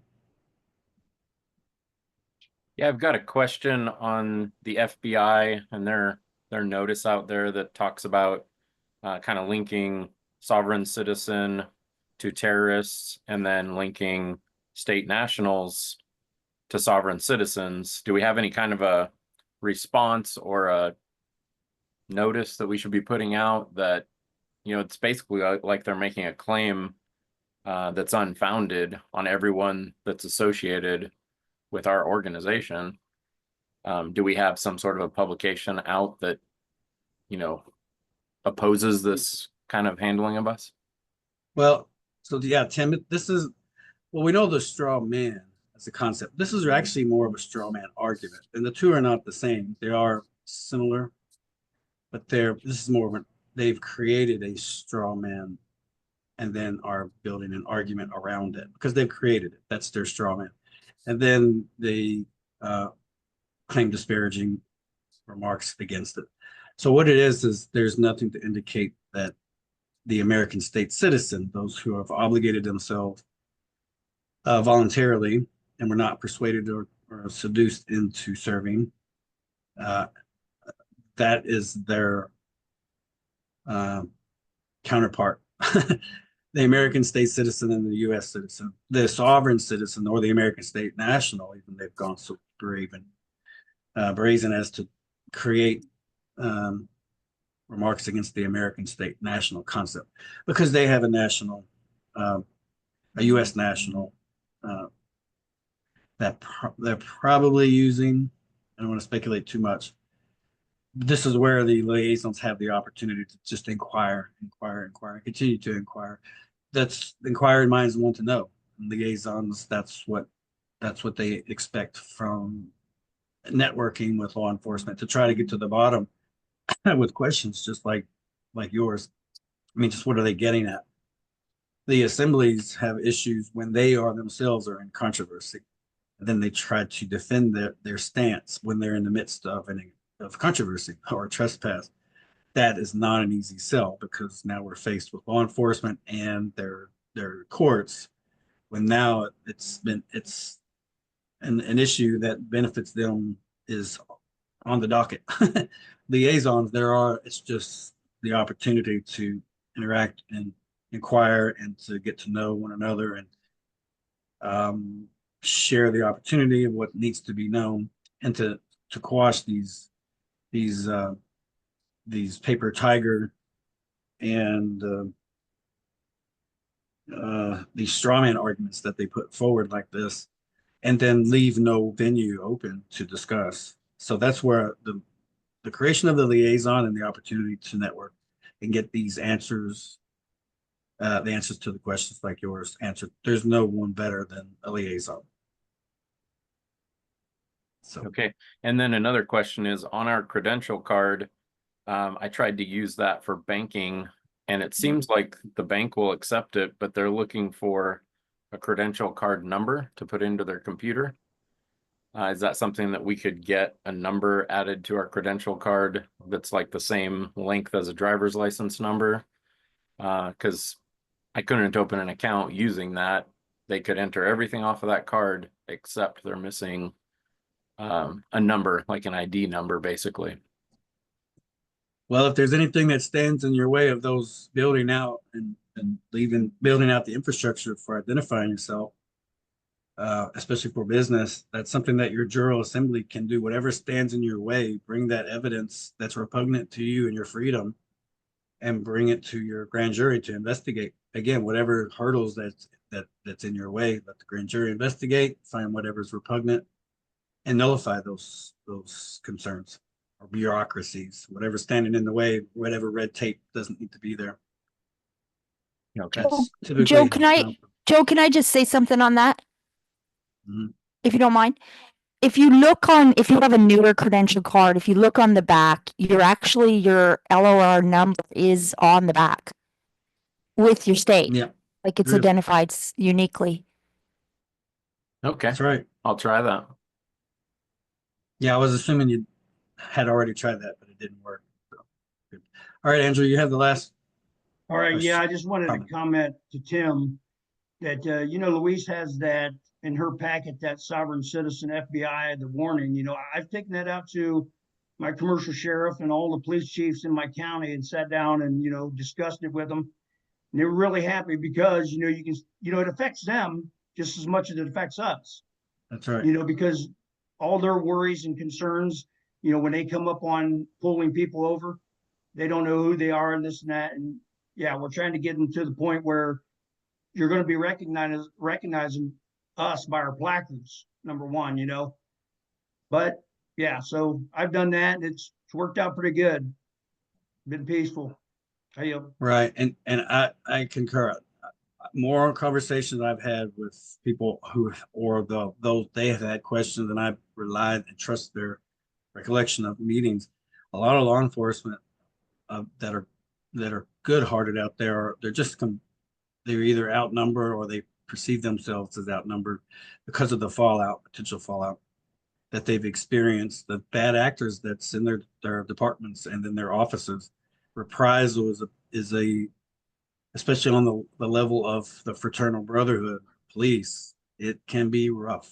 And we need to be able to at least try to empathize a little bit with their situation, because there's a lot entrenched in that service. And so with what Andrew, I think, is touching on, there are a lot of good officers out there that are wanting to help with the momentum, so long as the Americans put forth that same effort and not shy away from the opportunity. And again, the liaisons, there's no one else better because there's no controversy. You're not defending yourself, or you're not in any office. So you're not serving in any office. I think the closest kind of parallelism would be with Andrew here and his county sheriff. But if he's among a sheriff or even their police chief, if he has a police department and they're on the winning side of right and they advocate for jurisdictional boundaries, I think there's probably no better recipe for success than to have Andrew and his sheriff, his corporate sheriff, and their law enforcement go into that for them. Basically, not hindering them, doing what they can to recognize. And there's plenty of ways that Boyd's working on, the PKTF's working on, to help cultivate that relationship. I'll give you a really quick example. In the near future, let's just play the elevator pitch here for 90 seconds. In the future, Sheriff Andrew will be in a position. There's no, he's not commingling services with the current sheriff, certainly not standing in the way, but they do have a working relationship when it comes to process serving. I think I've talked with Nick on Ohio and Adam as well on Ohio about this opportunity. Is that in the future, if there's any sheriffs or police or any other agency, even outside of the county, at the state or beyond the state, who attempts to solicit a warrant for a victimless crime or anything like that, sure, the sheriff then receives their bundle whenever they do of warrants from the clerk's office, as we are familiar with. And in the future, well, who's your sheriff? Let's just say, Andrew, what's his name? Steve Sheldon. Okay, so Sheriff Steve there would say, you know, oh, I got this, oh, I got 8 processes to serve by 4 o'clock today. Goes through, oh, there's one here, because in the future, where the effort will be, they'll also, all of the sheriffs and police chiefs will have a roster, or however it happens with routine traffic stops, usually police officer. The process serving, we know it should be the sheriff's office. But they'll have a roster. They'll have a digital roster or a handheld roster. When they come across a name that fits those who they know to be status corrected, that lives on their land, and this is a victimless assertion of an infraction or whatever the case may be. That same sheriff that you just mentioned will bring that to you, and that will have been served. You know what I mean? In the future, just kind of sharing a little bit of tidbits on how that, what we're aiming for you guys as an example. Okay, hope that made sense. Joe? Yep. So Boyd is here, and also, or did he go away? No, he's still here. I'm Boyd's here if you here, have any questions for him. And then also, Okay. Bobby Okay. put some attachments in the chat. So I don't know if you wanted to talk about it. He keeps getting bounced in and out, so I'm not even sure if he's here right now. But I Okay, wasn't sure well- if you wanted to say something about what he put in there. I know we're going over. So if people need to leave, feel free to leave in honor of your time. But Well, I'll go ahead and I'll shut up. Boy, yeah, I talked a little bit about what's coming up in July there for you. Yeah, And Chiefs of Police Chiefs Convention. I have a well, I'll question, go ahead Joe. and mute out. Go ahead. I'll go ahead. Okay, go ahead. I have a question for you real quick. What is the Federation's stance on police departments in municipalities? What's going to be the long-term, I guess, are they going to exist? Are they going to be private? What's the deal with that? Do you know? Yeah, that's easy. The any metropolitan area, let's just say Cook County, Illinois, perfect example, or any other larger city that has service districts, they deserve an augmented law enforcement because of the size, the vertical development, and the tight spaces and lack of acreage ownership, Right. and businesses. So absolutely. But for counties that are more rural, or as they say, you know, more or less city centric, there should be no reason. I mean, the Federation, as far as I know, it's a toss up. It's not. It's neither here nor there. But to have police departments take the role of not recognizing or taking the role of what the sheriff should do in the moment, especially if he or she is not there present for a routine traffic stop or whatever the case may be, is to decide, hey, you're a national, you know, have identified who you are, and this is indeed not a crime of loss or damage, you know. Right. So the officers, police officers, should definitely assume the jurisdiction of the sheriff on counties that is not Chicago, let's say, or New York City. Right. I think I answered. Is that where you're going for? Yeah, that's what I was thinking. Yeah, my county, Spencer County, Taylorsville, definitely does not need a police department, but they have one. Yeah, And they're not so bad. But hey, they don't need. Yeah, they're certainly don't need. Can I add something or ask something in relation to that question there, Boyd? Mhm. So in the Resurgence Project, there is another layer that we are needing to add in, another layer of governance, and that's called the town. Now, in the strategy task force, I shared the video where Anna explained to me that the American government is missing on the town level. She explained that back when Northwest Ordinance, the soldiers went in to establish the townships first, or the army went in to establish the townships first, and then to get it ready for the settlers to come in. So the settlers came in, and the settlers that came in had the responsibility of creating their town. The town is American. The township is British territorial. So the layer that we have to add on is having the counties create the towns, or help to create the towns. The towns are a mirroring of the townships. So like in my case, I live in Pembroke Township, and you'll hear me talk about this actually in that video that I shared in the strategy task force meeting. I live in Pembroke Township, and Kankakee County has like 9 townships, and every county is made up of however many townships. And she said that the township is British territorial.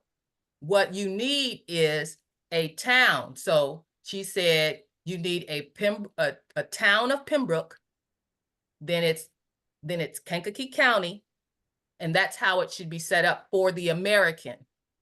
So when it comes to police officers needing them, we shouldn't need them, because our towns should have their own enforcement or peacekeeper. I don't know what that peacekeeper's name is, but I see that where we're going with this is that every county will have to get the townspeople to organize themselves as a town, as mirroring those townships, and have their own peacekeepers. And those towns will be able to service smaller areas in that county. Right. I yield. Andrew, I'm sorry. Yeah, hey, Boyd, that was a great question. And, I sit back and think about that all the time. And I'm in, like Joe said, one of these rural counties. We only have one city that's of decent size. And, I talk to these police chiefs and the sheriff a lot, and I'm trying to get good relations with them, let them know where I stand. But I see in the future for me, hopefully, that if we do eventually get a little bit of funding or something like that, I'm seeing maybe one, just turning it all into one big sheriff department, every little town, everybody under one auspice. Right. And that's what I'm going to be. That's what I'm going to be working for. Right. Anna's put out that thick red line book. In there, it says that police departments are going to be privatized, like Pinkerton Security or whatever. And the town or the city can hire them to provide security services. So, I don't know how that's all going to work out. I guess time will tell. But I agree with Joe. Some should have them, and maybe because of the sizes, but some should definitely not, because the sheriff can handle, just like the parish I'm in. It's all small communities that the sheriff can handle with ease. So, but anyways. Annette, did you want to go ahead and ask your question? Joe had to leave. He had to go to dinner at 9:30 at night. So sorry we kept him so long. So, but go ahead, Annette, you can ask your question. Thank you, Kathy. My question is actually if Louise is still on, and if we could find out, as we're organizing on each of these towns, we've got 19 on Marion, and we have now covered 7 with nationals that are already in our citizen governance. Anyways, the question is do those organizers have to be vetted by Florida? Because we've got so many organizers that would love to run counties and love to run towns, but we're just getting railroaded about getting them in positions of being organizers. So my question is can we vet them, or do they have to go through the state to be vetted? Please and thank you. I asked that question to Joe in our last directorate meeting. He said all organizers or coordinators are vetted by the Federation. I thought that the state vetting team actually vetted the coordinators for the county, but he said no. That'd be Thank you. different jurisdiction, right? Yeah, it's a different jurisdiction. So I'm gonna go with what he said. He said that the county coordinators or organizers would be vetted by the Federation Excellent. through Okay. the Continental Marshal Service. Spectacular. So I need a contact so I can get this done, because we've got about 5 or 6 more that are wanting to get on. Okay. Thank Now you. we're gonna talk about that tomorrow at the Strategy Task Force meeting too. Spectacular. Thank you, and have a beautiful evening. Thank you. I have something else I want to discuss or bring up. I'm not sure if everybody else is aware. Is anybody familiar with Govinda and Tidball? Govinda Tidball, I guess that's how you pronounce his name. It's a UCC filing, non-effect, and it's working. Do you know main points discussed? Public records in Travis County, Texas. Anybody familiar with that? If not, I'm going to read this. It's very brief.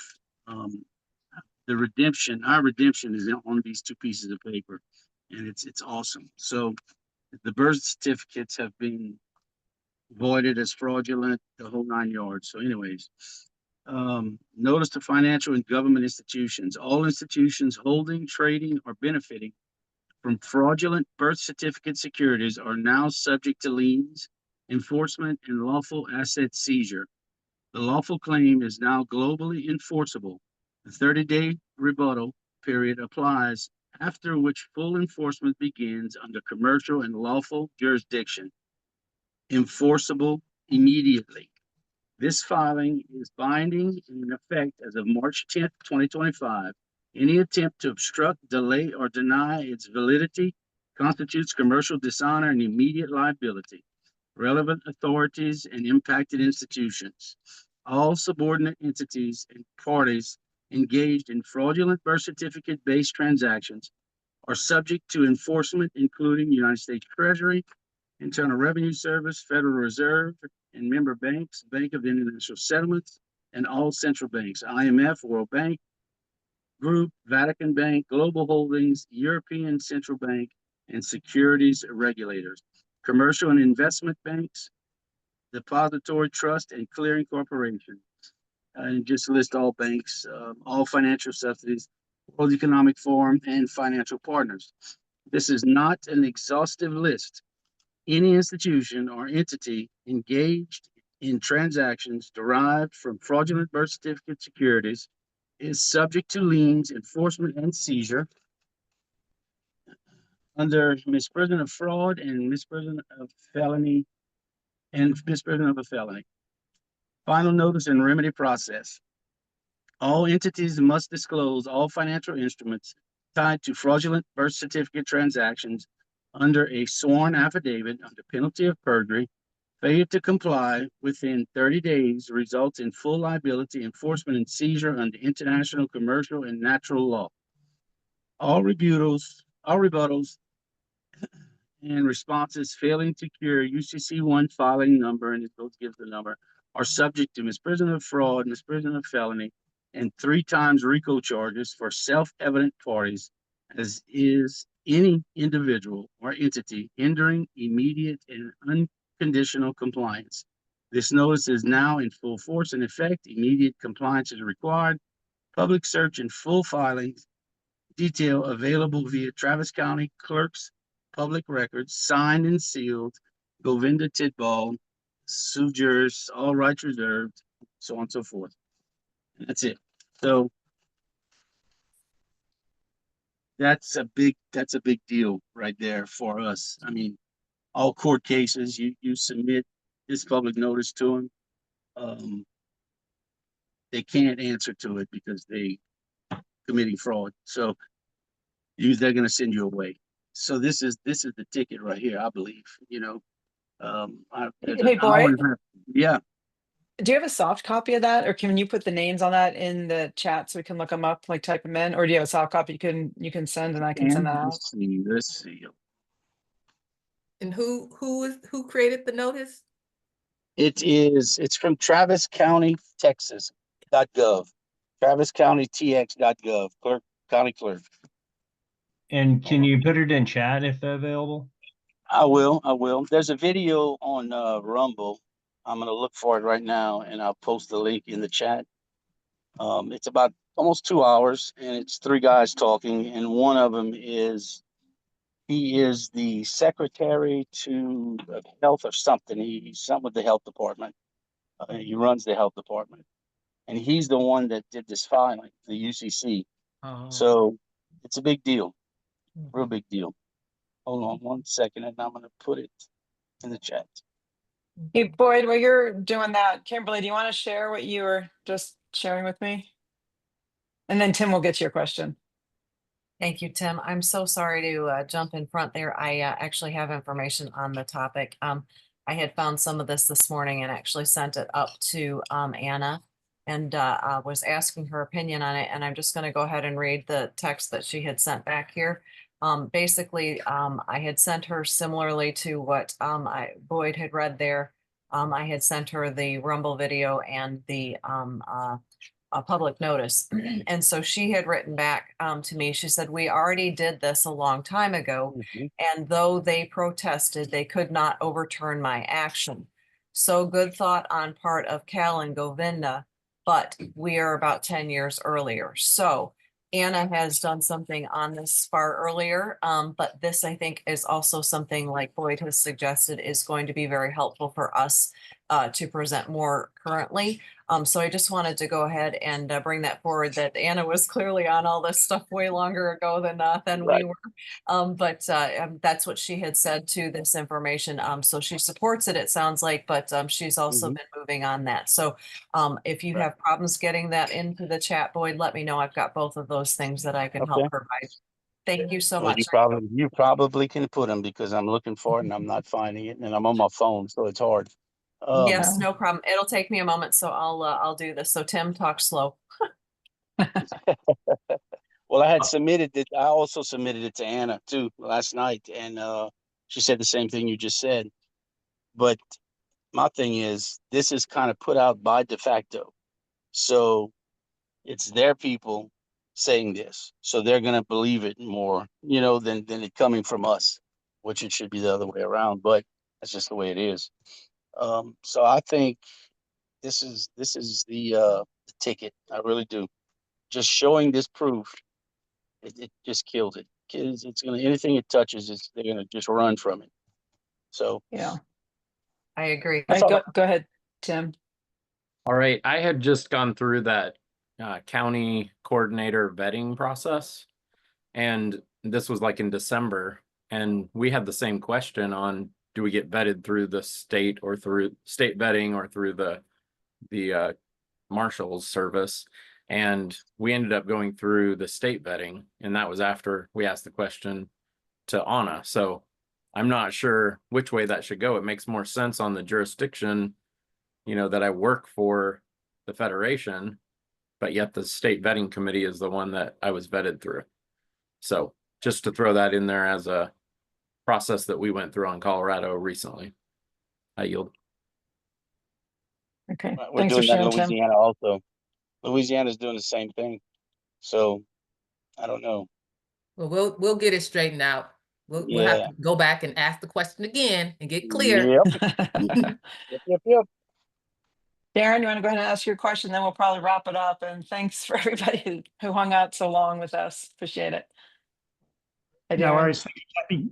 I just wanted to make a comment on the Govinda thing. So my perception of that is they had the opportunity many, many times to disclose this fraud with the all caps name. The municipal government is being wound up, as we know, and that's the UCC, that's the all caps side of it.